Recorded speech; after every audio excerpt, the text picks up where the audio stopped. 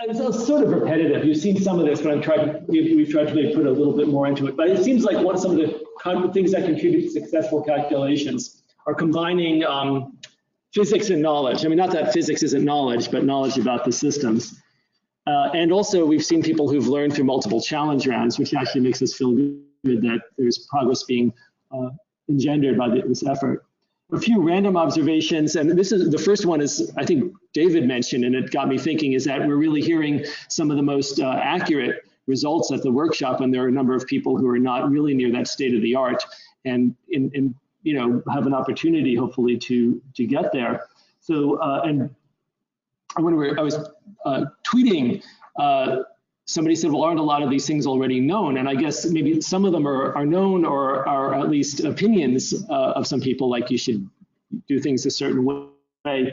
But there's a sense in which if we really want to make progress in the field, the first thing we have to do is to get people to a stage where they're not making unforced errors, and you're doing things to a basically good standard. And then we can start thinking about how to really improve the methods so we're not drowned out by noise from other problems. We want to innovate from a solid baseline. Another point is that that just comes to mind is that there doesn't seem to be much of a correlation with the amount of computer time you invested with the accuracy of the results, which could be viewed as good or bad. And then we talked about the standards for evaluation. We talked a lot about that. There's certainly room for ranting on that. And we talked about, actually, we have some action items now, which is exciting. We talked about workflow automation. I'm not sure how much time we're spending on this again, although I guess maybe it would be really cool if MolC could help with that. And we're excited that KELP is rolling now, and we're ready and looking for new participants.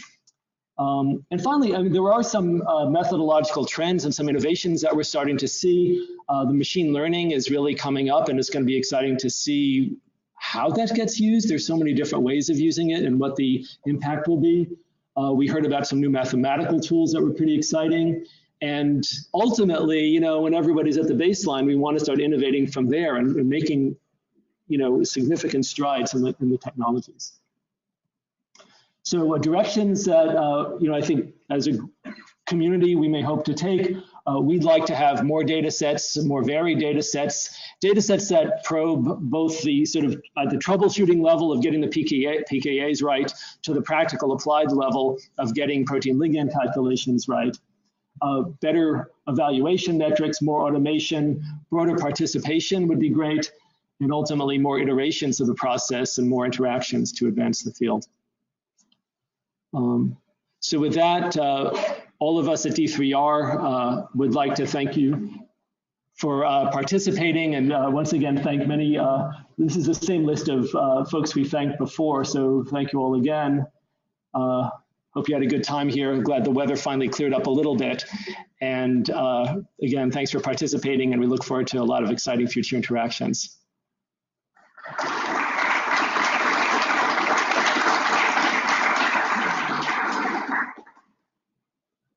Meeting is adjourned.